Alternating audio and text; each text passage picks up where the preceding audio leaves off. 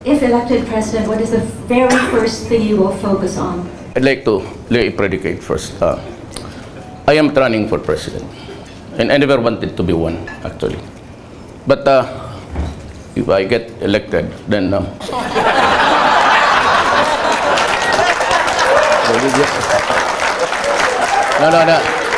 I was just joking with the lady.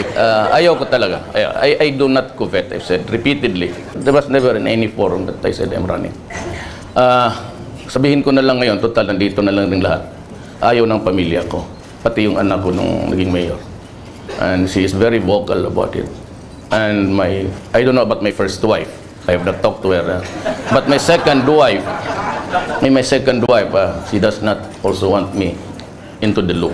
The third and fourth, may dalawa pa ako. But if I want to be president, you should know that I have this vice versa. Pero ito, I keep this sort of mysticism, but hindi ito gastos ng gobyerno. I mean, they do not, I do not house them in condominiums, high-rise, or villages naman. Boarding house lang ito silang dalawa. I wasn't able to. Okay, ulit nga. Kalimutan ko. Mayor, mukhang nadidistract kayo. Medyo maganda ho yung una nagtanong. Pero ang question po niya is, what is the first thing that you will do if you're elected? I would suggest to the next president, the first thing that I'll do is 25,000 below, no more income tax. They can go home with their money. Second, as I will increase the salaries of our soldiers and policemen. Kulang yan, we cannot control corruption. Alam mo, diretso na lang natin. Mabuti pa. Let me tell you a story. I am not interested. I posted that declaration 2 years ago in the official website of Davao City government. Sinabi ko doon, I do not covet the position. It does not appeal to me. I have no need for it, and I don't want it. My stand today stays. Pero kung ako ang nandyan, I will not waste my 6 years to add to the 6 years of the past presidents. I hate to stay there for 6 years with an immortal term. Tapos sabihin ko lang niya, after 6 years, ladies and gentlemen, my beloved countrymen, I did my best. But just the same, like the others, my hands are tied. We have to honor the Constitution, this Congress, and everybody, things like that. Because in that Constitution, may nakita silang wellspring. And that is the appropriation. For as long as the President has to ask money from Congress, specifically from the lower house, wala ka talagang magawa. Every time that you do it, they would say, we will impeach you. What I tell you, I will not sit there for an uneventful term. Either I make something new of our country or I resign immediately. Yes, please state your name and your organization. Thank you. Hi, good afternoon, Mayor. Hi, I'm ma'am. Peter from Oxford Business Group, and I'd like to ask, how do you replicate the model of Davao to a bigger scale? I cannot do it under the present circumstances, structure. Wala, masasabit ka talaga. Kaya kung gusto ko, sabihin ko na sa inyo, let us all reform, including me. If I were to do it, I'll just say that we will study 6 months to 1 year. If I could not get even the slightest reform, hihiritan ko talaga kayo. I'll declare a revolutionary government. If Cory did it, why can't I? Then I can start with the cleansing. It has to start with me, the military, and the police. And I will use the money to increase the salaries of all teachers in the Philippines. Nanay ko kasi maestra. Walang maestra na umuwi ng public school teacher na 18,000. They are eternally tied to the 5-6. Of course, the military. Sabihin ko sa kanila, lalo ng mga police, sige, I'll increase your salaries. Huwag ka nang hinihingit lang. Barilin kita. Prangka-prangka na lang tayo. Huwag na tayong pakurnehan dito. Ang driver ko na police, 3 anak niyang babae. Every enrollment time maghiram siya. So sabihin ko siya, what is your take-home pay? Sabi niya, sir, 1,500 na lang. Gamitan mo lang ng 1+1. Alam mo talaga na magkukurap yan. You have to increase the salaries. I'll give you 50,000 plus 70,000. Marami akong pera eh. Alam mo bakit? Sarado yung Congress. But I will not dismiss the employees. Tumawa pa rin sila. Mayor, we have one more question. Yes. State your name. Yes, Miss Marisa Dalmar of Buhay OFW TV, and of course, Director of VACC, Volunteers Against Crime and Corruption. Mayor, what is your take dito po sa BBL, sa Bangsamoro? Kaming taga Mindanao, we are for it. Because it might really spell the difference between existing and dying. I mean war. Murad at one time said that if there is no BBL for him, he'd go to war. 2 months after, the president himself, in reaction to a question, sabi niya, if you do not give to Murad the BBL law, you might as well start to count body bags. Then, 2 weeks after, Deles Siging came out with the statement, 14 issues ago sa Inquirer, there will be a bloody confrontation if there is no BBL. I think there will be a bloody confrontation. And that is why, if you allow me, I'll explain why I was going around advancing federalism. Pag wala kasing BBL, which, tanong ko, if there is one, it would be watered down heavily. So that would not be acceptable to them. So there would still be trouble. Itong federalism was a brainchild of Canoy, Senator Pimentel, the father, and Lito Osmeña, the governor of Cebu. Sila yung mga early exponents niyan. Pumunta sila sa akin, sabi nila, Rod, ikaw may yung pinakabata dito sa atin. Sabi niya, 50 ka lang siguro eh. Sabi ko, yes sir. 50 years old. Sabi niya, you carry the torch of federalism. Alam mo kung bakit ko tinanggap yan? Before Congress actually studied on it, when it was submitted to them, sa mga members, nabasa ko na yung draft. At nakita ko na yung problema. Way ahead. Given the bigotry of some people, the utter bias against our Muslim brothers. And of course, the intricacies plus the constitutional provisions there. I said, this will have a hard time to pass to Congress. Kaya kinuha ko na kaagad yung baraha. So I was going around every city. I could not go to Congress because sila ang matatamaan ng federalism. You just have to do away with the unitary type. You go federal, they will lose their jobs, power and money. So I went around cities promoting federalism sa local officials. Yun ang ano ko. At may nakita itong iba dito, yan, sa harap ko, yung iba nandoon. Sinakyan na lang na for president. Sinabi ko, ayaw ko. So, Mayor, marami pa po. There's one over here. I'm Cynthia Carrion from the Philippine Olympic Committee and former Undersecretary for the Department of Tourism and Philippine Sports Commission. And I just wanted to know that all of us here, all I know, are clamoring for you to be the president to announce. But I would like to have the job of convincing your wives to please allow you to be president.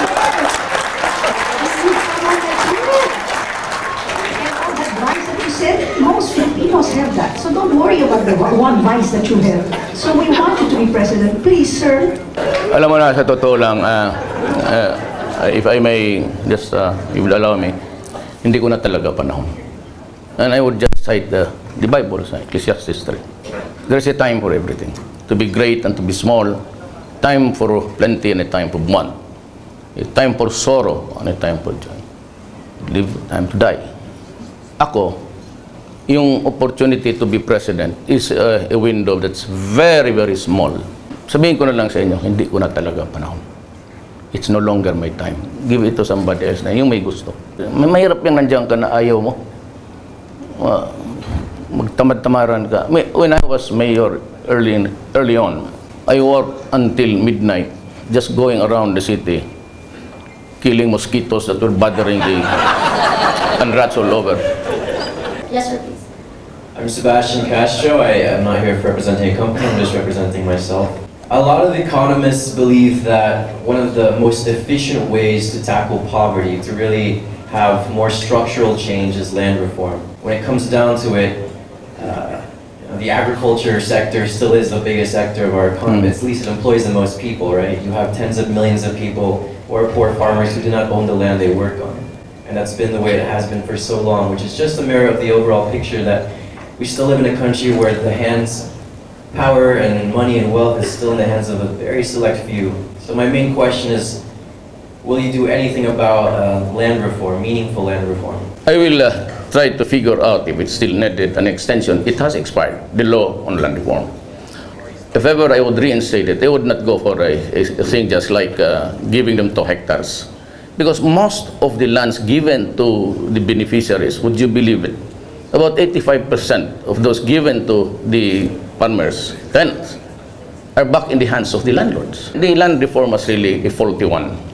Unless you supply the farm implements, give them the fertilizers, the seedlings, and even assure them of the market. Because a competition of importation would really kill them. Even at great prices, na lang, even at that, just figure out how much you can buy from them to be sure that the produce are sold. You know, with the coming of the Asian economic, I don't know how much tariff now. It's a very, very low 3. Maybe the time will come, it will be 0. It's a free trade actually for all. But that kind of system is only good for the highly industrialized countries. Now remember that the Philippines is an agricultural country. Economy natin based on agriculture. We'll have to do some protective measures, not even safety nets. You'll have to just say to them, you know, guys, you'd kill my countrymen, and I can only accept so much. Eh, kung mag-i-import ka, tapos mas murang-mura, patay yung Pilipino. We can talk of something else, about the China problem. But then again, this is not really to, you know, with the Americans, with due respect. That problem in the South. Let me ramble on because very important for you. Ano yung China Sea? We cannot fight the Chinese. America will not die for us. I am very sure of that. As a matter of fact, they're already talking somewhere about closer ties. But the posturings in the South China Sea is something which has irritated the China. Eh kasi yung mga maneuver military, and they would ask, to whom are you directing your maneuvers? To Vietnam, which is just in front of us in the West. Obviously, it's against the Americans. But the Americans they have a broken spirit right now. The class hatred, the color, has emerged again, rear its ugly head. And this is something which cannot be done publicly doon sa kanila. But we know that the problems of America are multiple. 2 of them prominently is there's a class, a race hatred now. It's growing. The Confederates of the South are really adamant about the freedom of what? To talk, to fly the flag. And America is deathly afraid of terrorism. The last thing that really would do is to go into a quarrel. And even in Europe, it's losing its grip. About the Ukraine, nothing except criticism.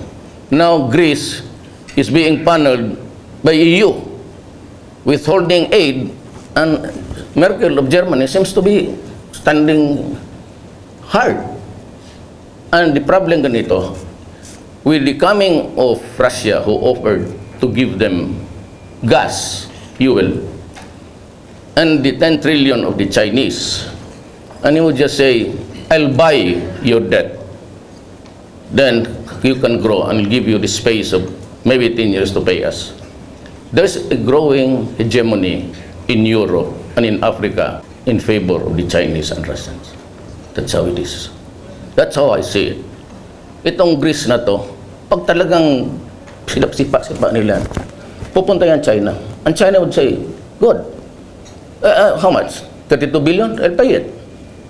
I'll give you 15 years to repay. So that is how dangerous the world is today. Russia is bristling with weapons. And they have, I feel that they have reached the parity in arms. Kaya takot ang Amerika eh. Alam mo kasi, if the Americans really wanted the influence in Southeast Asia, they could have destroyed right at the beginning the airport and the islands now that are being built around. Noon pa sana inupapan, takot talaga ang Amerika. But that's to assure the Filipino spirit and the rest of the ASEAN, they go into maneuvering business. Good afternoon, Mayor. My name is Patrick. I'm a student from De La Salle University, and I'm also interning at the U.S. ASEAN Business Council. I'm tired of the atrophy in our government. And my question is, how will you inspire public servants on a national level to bring the best kind of service or top quality service to our Filipino people and bring back trust in our government? You know, earlier on sa pagka-mayor ko, in my inaugural speech, the first sentence is, I hold it an article of faith that no progress and development in this city will come if we have done not law and order. Sabi ko, we have to have peace to enable the money from the pockets of the investors to come in. Pag wala talang patayan tayo, you kidnap the bank manager, sabi ko, patay. Kaya the best antidote kasi dyan is really to create an environment where the human being with so much talent can function. There has to be law and order to inspire people to even to join politics. Marami kasing Filipino talented, but they disdain public service because of corruption. There's another one here. Yes, sir, please. Pepe Galvez, private citizen. Mayor, I believe you have a sincere and caring heart, because otherwise you would not have been able to do the kind of change and improvement you did in Davao. In fact, I believe that your sincere and caring heart goes beyond the love, wishes, and the whims of your spouse and your other women or whatever. So what is it really that would trigger you to run and be willing to serve our country and our people? You mentioned about my women. Ikaw, ilang iyo? Kung isa lang, kawawa ka naman. Kawawa ka kung gano'n. I pity you. I cannot survive with one. Pag inaway mo yan, tablag ka ng araw na yan. Alam mo talaga, ako it's too cavalier fashion ako kasi hindi ako interesado. That's why I can really mouth whatever I want to say. You know, kagaya noon sa sabi nila, pinapatay ko tapos human rights. Sabi ko, so be it. If you have the goods on me, file the case. But I have a job to do and I will do it, whatever it is. Yes, sir. Please state Good your name. afternoon. I am Jay Season from San Pedro before your time. Yes, sir. This is a problem that I know you are concerned because up to now, your city has not received its rightful share of the IRA, which is provided under the Constitution to be given to local governments automatically. Now, will it take you to be president to be able to give all the local governments autonomy in the sense that they receive their 40% share of all internal revenue taxes collected by government? That's the reason why we should go to federalism. Because the unitary type of government was created by the Spaniards in 1521 for 400 years. When the Americans came, because we were given this country was just like a chattel, we were passed on to the Americans, they maintained the unitary type until today. You know, if you look down to Australia, it's parliament, federal. If you go still down to the south, there's New Zealand, it's federal parliament. You go up to Singapore, it's federal parliament. You look at Malaysia, it's federal parliament. You go to Japan, Diet, it's a parliament. And you go to South Korea, bigger parliament. I said if a shift to federal would greatly improve things, because then you do not need to wait for us to receive. In federal, you retain the proceeds of your resources. Then you contribute to the national federal government. Ito ang Pilipinas eh. Let's limit ito. President, mayor, the powers are. It's not inclusive. The residual powers not found in that document autonomy law goes back to the DILG. In a federal system, the president, the prime minister, yan, kung wala dyan, bababa yan doon sa automatically devolved down to the local governments. Yan ang maganda. It's about time. We're the only ones who are hanging on to. It's really for control. Just the reason why you want to build a railway and everything, you have to go to NEDA. Ang NEDA, sino pong taga NEDA dito? Dukdukin yung ulo nyo. Tagal ninyong mag-process. You sit on the paper. You know, in Davao, you have 72 hours. Baski anong klaseng opisina, you want a clearance, you want a certificate or what? 72 hours. After 72 hours, you cannot release the papers anymore. You have to forward it to me. Why, with the explanation, why it took you more than 72 hours, 4 days to process the paper. Thank you. That's the reason why we need an enforcer president, which translates to Mr. Duterte. Thank you. Okay. Hindi kasi ninyo alam, he's my relative, that's why he talks that way. Ladies and gentlemen, I apologize for the things that I have said. I hope you'd understand it. Ganon talaga ako. I ask for your forgiveness. Maraming salamat. Please give Mayor a big round of applause.